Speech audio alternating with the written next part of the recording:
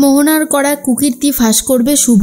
সম্পূর্ণ জানতে ভিডিওটিতে একটি লাইক করে দেখতে থাকো। গল্পের শুরুতেই দেখা যায় আদৃত্য পুরোপুরি চুপ হয়ে গেছে, কি বলবে কিছুই বুঝে উঠতে পারছে না, কারণ শুভলক্ষ্মীর সামনে সমস্ত সত্যিটা পরিষ্কার হয়ে গেছে। এর মধ্যেই আদৃত তখন শুভকে বারবার করে একটা কথাই বলে, শুভ আমি বুঝতে পারিনি এরকম কিছু ভুল হতে পারে, আর আমি যখন এই অন্যায়টা করেছি তখন কিন্তু আমি আদৃত না, তখন আমি আয়ান ছিলাম, তাই আমার হয়তো ভুল হতে পারে। এর মধ্যেই সেবন্তী কি বলবে বুঝতে পারছে না, কারণ এই সেবন্তী একটা সময় শুভলক্ষ্মীকে জানা তাই বলে অপমান করেছিল, আর আজকে নিজের ছেলে এত বড় অন্যায় করেছে, শুভলক্ষ্মীর সামনে গিয়ে কি উত্তর দেবে এটাই বুঝে উঠতে পারছে না সেবন্তী। তার মাঝখানে মোহনা ভাবে, শুভলক্ষ্মী বলেছিলাম না তোমার কাছ থেকে আদৃতকে কেড়ে নেব, দেখেছো তো আমার প্ল্যানটা কিভাবে সাকসেসফুল করলাম। দাদার এই রাগটাই আমার জীবনে অনেক ভালো কাজ হয়ে দাঁড়িয়েছে। এর মধ্যে শুভলক্ষ্মী বলে, ঠাম্মি তোমাকে আমি বলেছিলাম না খুব বড়সড় একটা বিপদ ঘটতে চলেছে, কি আমার কথা মিলল তো? ঠাম্মিও বুঝতে পারিনি যে আদৃত কখনো এরকম কিছু করতে পারে। এর মধ্যেই সেবন্তীকে গিয়ে শুভ বলে, মা তুমি বলেছিলে আমি তোমার ছেলেকে উত্ত্যক্ত করছি, আমি তোমার ছেলেকে অস্থির করে তুলছি, কিন্তু সত্যি কি তাই বলো তো?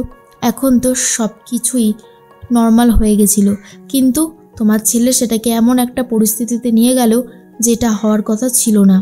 এর মাঝখানে তখনই পূরবী মনে মনে ভাবে, দেখ শুভ তুই আমার যেই ক্ষতি করেছিস তার অনেক গুণ বেশি ক্ষতি এবারে তোর হয়েছে। পূরবী মুখ বন্ধ রাখতে পারে না, শুভকে বলে, কিরে শুভ তুই আমার যেই সর্বনাশটা করেছিলিস তার রিটার্নটা পেলি তো?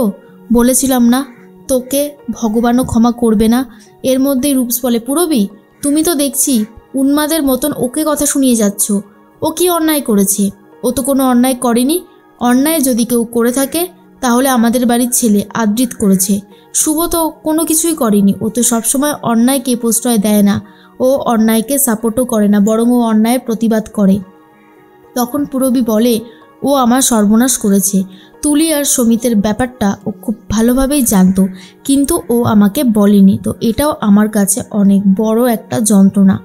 এর মাঝখানেই তখনই ডোনা ভাবে, বাহ একদম ঠিক কথাটাই বলেছে ছোটো মা, আমি তো এটাই চাইছিলাম, যেভাবেই হোক না কেন শুভদি আর দাদা ভাইয়ের সবসময় যেই সাপোর্টাররা ছিল তারা যেন একটা সময় ভুল বোঝে আর অনেক কথা শোনায়, আর সেটাই পূরণ হয়েছে।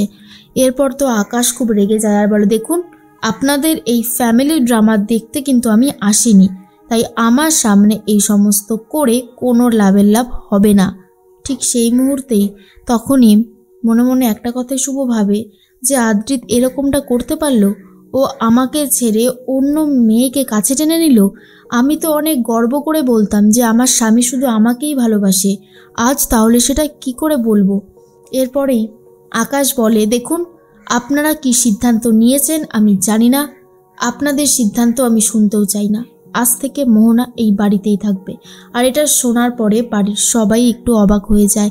তখন সেবন্তী বলে, শুভ তোকে আমি কি বলবো আমি নিজেই বুঝতে পারছি না, কিন্তু যেটা হয়েছে সেটা খুব খারাপ হয়েছে, এমনটা হওয়ার কথা ছিল না, আমি সত্যি বুঝতে পারছি না তোকে কি উত্তর দেব। কিন্তু এটাও তো ঠিক, মোহনার গর্ভে এই বাড়ির বংশধরই রয়েছে, আমার আদৃতের সন্তান রয়েছে, ঠিক যেমনটা তোর গর্ভে রয়েছে, এখন তুইও তো একজন মা, বল আমি কি উত্তরটা দেব?